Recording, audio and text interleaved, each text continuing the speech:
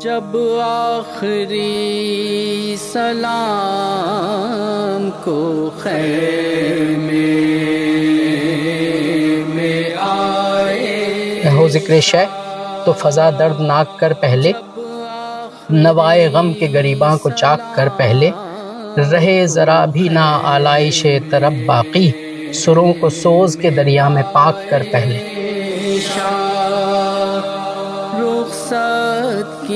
سوزخوانی ایک منظم ایک فن ہے اور اس کی اصطلاحات بالکل الگ ہیں، اس کے لیے ڈکشنری ہے باقاعدہ، اس کے الفاظ بالکل الگ ہیں،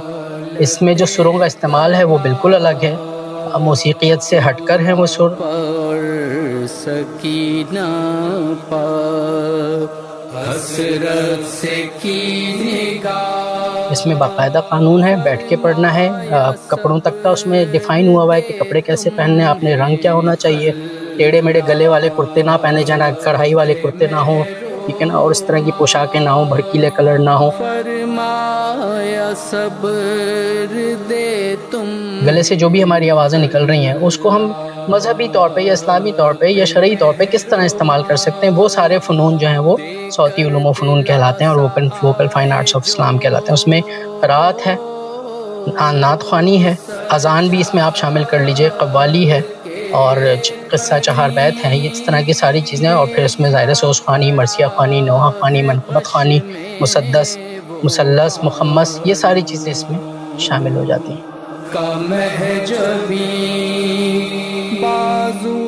ہم نے تو پروفیسر سبت جعفر زیدی شہید کو ہی اس کام کے لیے سب سے زیادہ منظم پایا اور انہوں نے اس کے اوپر سب سے پہلے تحریری طور پہ قلم اٹھایا۔ کراچی میں سوزخوانی بہت محفوظ ہاتھوں میں، میں سمجھتا ہوں کہ کم از کم 200-300 سال تک سوزخوانی محفوظ ہے۔ اب جو شاگردان وہاں پہ استاد شہید کے موجود ہیں وہ ماشاءاللہ بہت اچھی سوزخوانی کر رہے ہیں۔ پنجاب میں لاہور میں جو سوزخوانان ہیں، مجھے تو ابھی جب سے میں 2013 سے میں یہاں پر ہوں تو مجھے تو 2-3 نام میں جو جانتا ہوں، چوتھا بڑی مشکل سے، 4 خانوادے ایسے ہیں جن میں ابھی سوزخوانی جو باقاعدہ تکنیکی سوزخوانی ہے وہ لوگ کر رہے ہیں۔ مجالس میں منقبت پڑھنے کا کانسیپٹ میں نے یہاں دیکھا ہے پنجاب میں۔ کراچی میں اگر کوئی مجالس میں منقبت پڑھنے لگ جاتا ہے تو لوگ اس کو باقاعدہ ٹیڑھی نظروں سے دیکھنا شروع کر دیتے ہیں کہ مجلس کا کانٹینٹ نہیں ہے، جشن کا کانٹینٹ ہے۔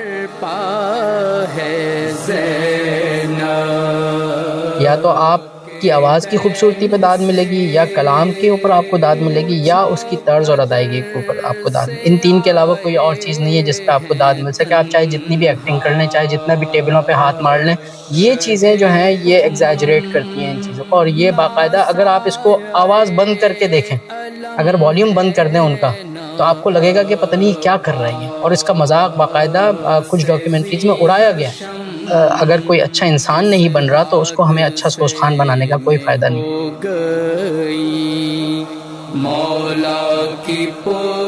واقعہ کربلا کو کسی فکشن کی محتاجی نہیں ہے۔ واقعہ کربلا میں جو ظلم ہوا ہے، جو وہاں پہ بربریت ہوئی ہے، جو وہاں پہ 2 کردار نظر آئے ہیں، ایک حسینی کردار اور ایک یزیدی کردار، اس کے لیے کسی فکشن کے سہارے کی ضرورت نہیں ہے۔ آپ کیوں ایسے الفاظ کا استعمال کر رہے ہیں کہ جن کو فکشن کے زمرے میں لایا جائے اور جو لوگ کہیں کہ اس کا تو حقیقت سے کوئی تعلق ہی نہیں، کہ 2 ہی استاد تھے لاہور میں، اور ایک استاد پیارے خان تھے اور ایک استاد سبت جعفر تھے، انہی 2 کو ہم استاد مانتے ہیں، اس کے علاوہ کوئی استاد نہیں۔ میں استاد پیارے خان صاحب کی اور استاد سبت جعفر شہید کی اتنی گہری دوستی تھی، آپ نے ان کی تصاویر بھی دیکھی ہوں گی کہ وہ دونوں ایک دوسرے کے گلے میں ہاتھ ڈال کر بیٹھے تھے۔ تو سوزخوانان کے لیے بھی ایک تمغہ حسن کارکردگی کا اعلان کیا جائے اور باقاعدہ ان کی پذیرائی کی جائے، ان کے لیے پروگرام ارینج کیے جائیں، اور سوزخوانان کے جو خانوادے ہیں ان کی بھی اسی طرح پذیرائی کی جائے۔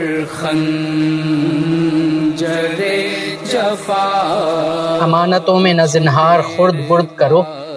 غم حسین نئی نسل کے سپرد کرو۔ تو یہ نئی نسل جب آئے گی آگے تو انشاءاللہ یہ سوزخوانی اسی طرح فروغ پاتی رہے گی۔ سر سے زینب و کلثوم